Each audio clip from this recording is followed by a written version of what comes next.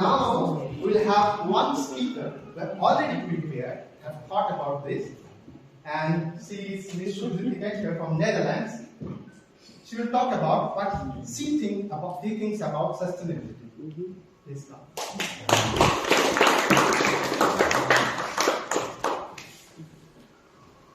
Yeah. Over to you.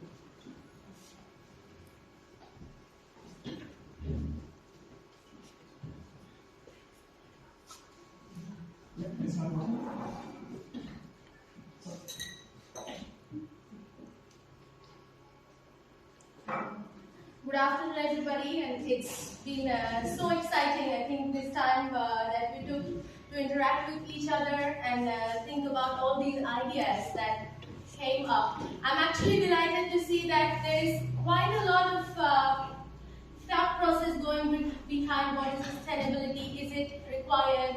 Is it an integral part of our life?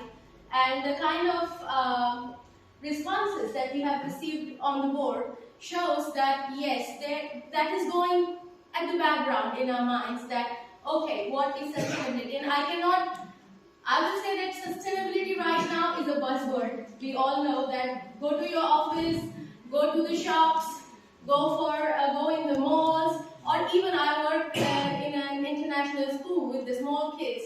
Even there, sustainability is a buzzword.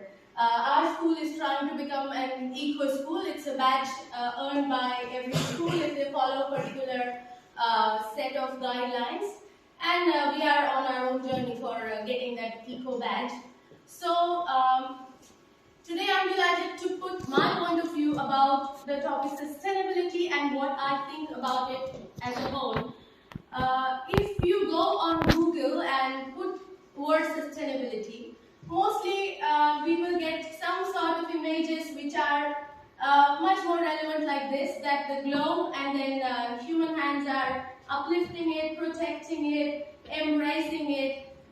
Also in my school, when we sometimes tell the kids to do something about this topic, they come up with some pictures where earth is crying, earth is sick, or the environment is sick, or the trees are crying, or the air is polluted. And personally, I think sometimes that because of all these notional images that come to our mind, we always think that something is happening wrong to the earth is in trouble, the environment is in trouble, somebody else is in trouble. At least notionally, it gives us a false image that, okay, I have to do something, that's why my hand's over there, but the trouble is not with me, trouble is with earth. I'm going to save her. But here, what I think is that I'm going to go to the root cause, and I'm going to see what the sustainability means. Because all the answers that we got over here are much in line, but if I see the root word that comes from a Latin word sustinere, which means to maintain, to uphold, to support, or to endure. But to support what? Now looking at this image, we feel that, oh, we have to support the earth. Oh, we have to support the environment. But here, what I think is, if we see the definition of sustainability,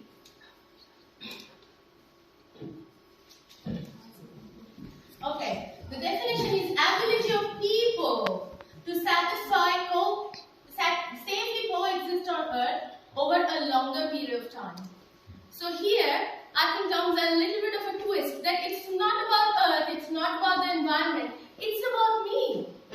Because I am in danger, the earth is in danger, but ultimately my existence on this planet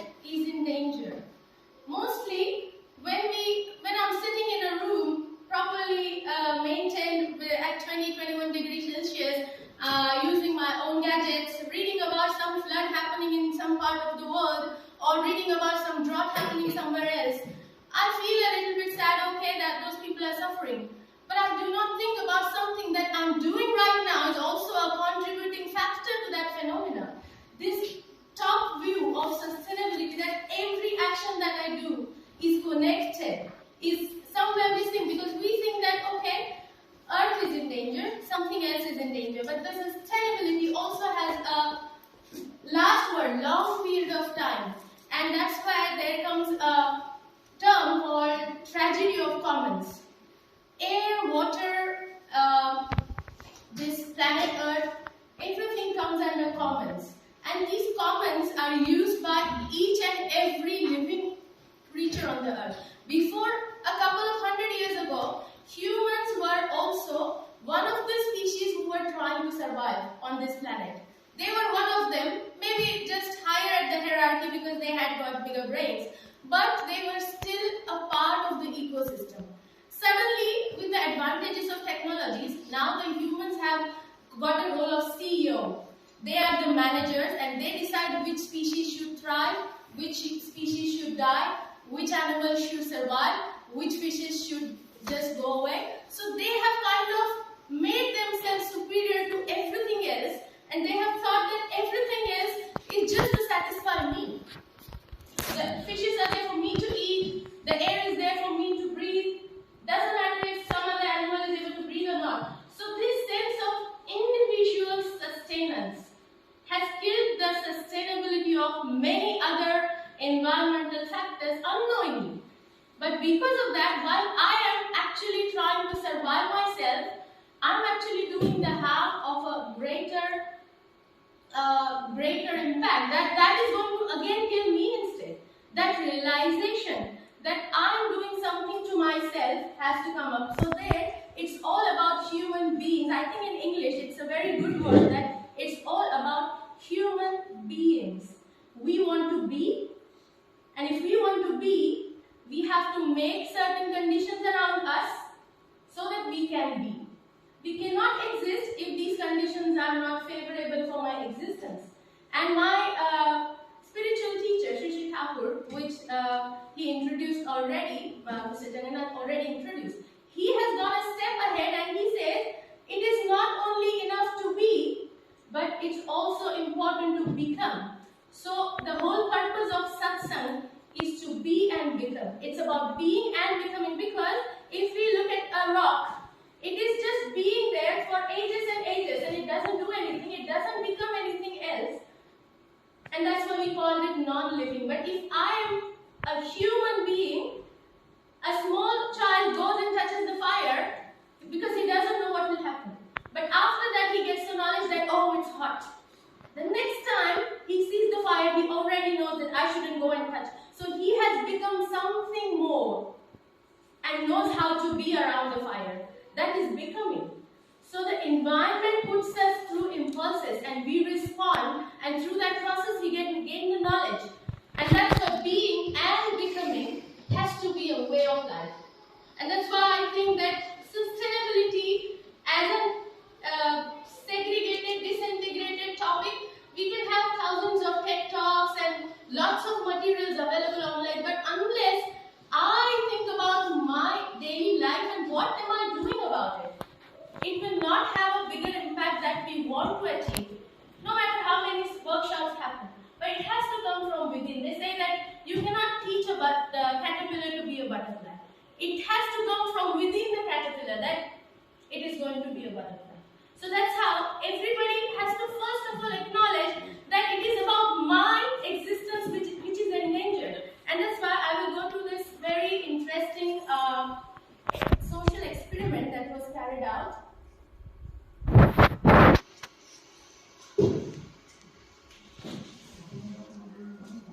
Yeah, okay. So, there was a social experiment that was carried out where a group of individuals were called up for a workshop, like maybe similar to this one, and they were asked to come inside a room. They were a group of adults. They were given separate boxes of crayons, and they were asked to make artwork using those crayons.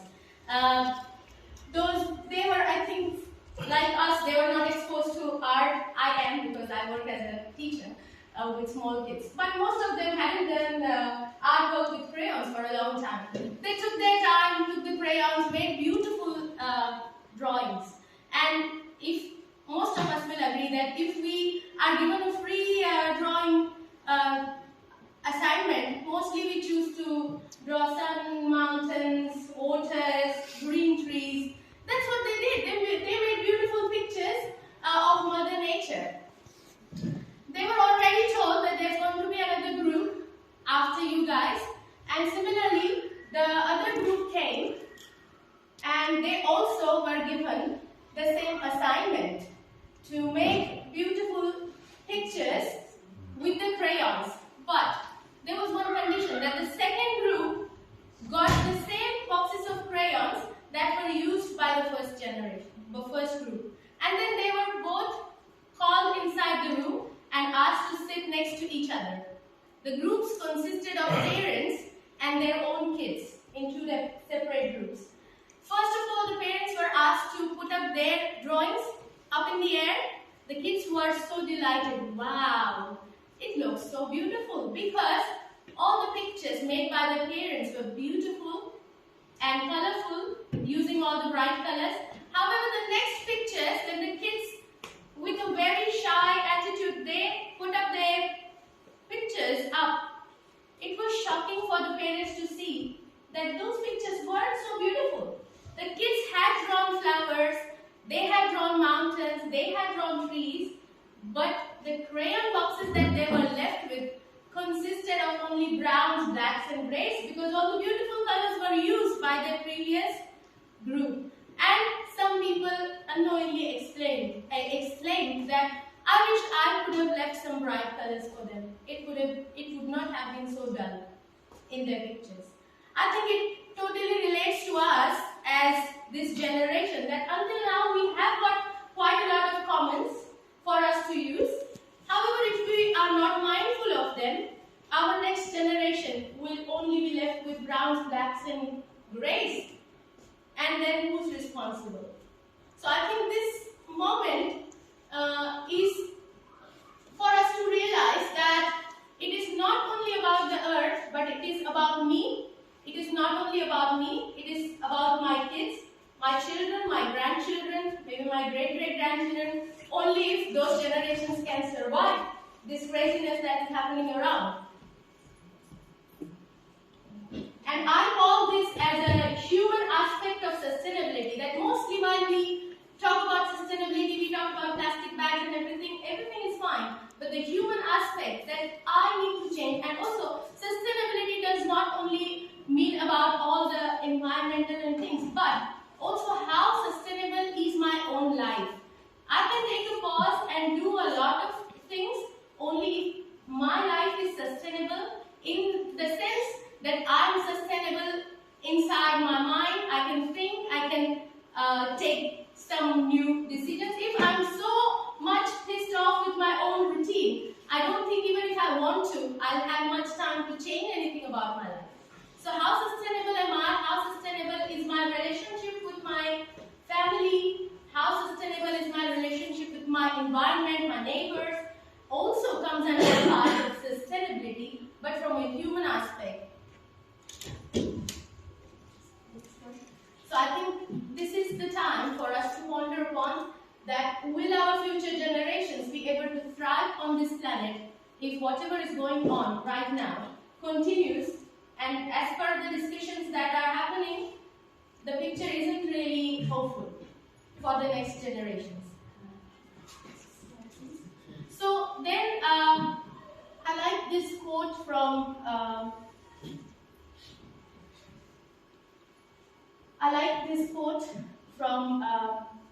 Gellert Nelson, that ultimate test of man's conscience may be his willingness to sacrifice something today for future generations whose words of thanks will not be heard. The moment has come, I think, even for us here in this room, to think that, okay, maybe I will have to sacrifice something. It can be in terms of food, it can be in terms of my regular habits, it can be like somebody said that it can be in terms of buying less, it can be in terms of different things. But the moment has come to take a pause and go out of this room to decide, is there something that I can do less or more to sacrifice for my next generation to thrive? Maybe I will not be there to hear the word of thanks from them. And they call that the biggest problem around this buzzword called sustainability is their actions.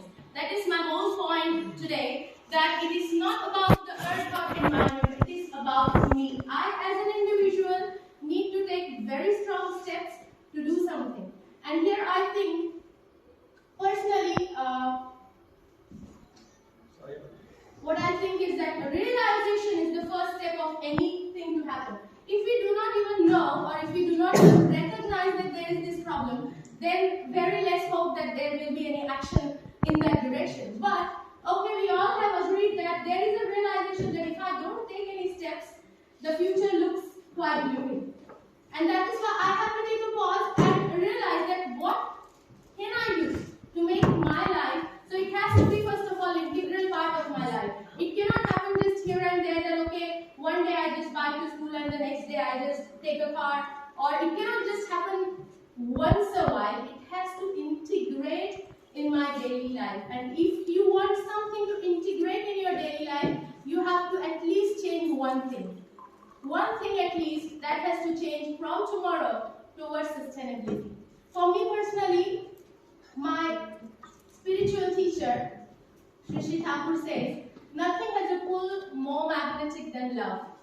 Because, personally I would say, I was a person who, even now, I have such a deep sleep at night that nothing can bother me when I'm slept.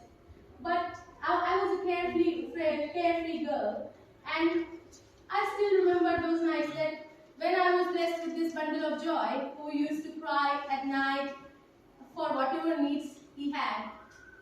I don't remember complaining about it, and my mom also said that I never thought you will be able to wake up at night for anything. But that love that I had for that little bundle made me change my habits, made me change unknowingly, naturally, that even after that, I don't think my sleep is that deep anymore, that if I hear my kid even moving, I can wake up and see and check what's wrong with him or her. So I think that love has a power, because why I'm talking about this suddenly is because now we are trying to figure out what can I do about it if I want to change. But if I want to change something, it has to come from within, and if it has to come from within, then there has to be some force behind it. The force for me is Sri Thakur. He wants me to acknowledge, and already Mr. Jagannath put that phrase, which is also my favorite, that you are for the Lord and not for others. How I understand that is that I am for the Lord. So what he says is paramount for me, because I love him. And then I am for him and so for others. If I want to love him, what he says is important for him. And he says, your life is for others. I cannot be just so selfish to think for myself, but he wants me to devote my life for everybody else, and so I want to do that. So I want to think for everybody else, so I want to think for my environment, so I want to help my neighbors. So this I find a way of looking at it, that my life, I don't want to keep it only limited to myself, but I want to expand. I want to feel happy if my neighbor has a baby. I want to feel happy if a little puppy on the road, if I help him and he's feeling better. So I want to expand. And if I want to expand, I think I can then always be sustainable, because then I will be taking right steps. So, and then the next he says, love creates will and will creates activity. If there is love, obviously then there is a will, and the will lead you to the action. So the action part that I was talking about will come if there is, for me it is my love center, which forces me to take sustainable steps in terms of my eating. And here he says, know this for certain, you are responsible for the present and future of yourself, your family, your environment, and your country. So I think even if the picture looks quite gloomy, I'm an optimistic person in general, so I still have a great hope that if towards a sustainable world, if I want to think about a world which is green, I think everything boils down to an individual. If we can awaken this amongst masses, that I need to go out of the room taking at least one decision today that's going to make me move towards sustainability,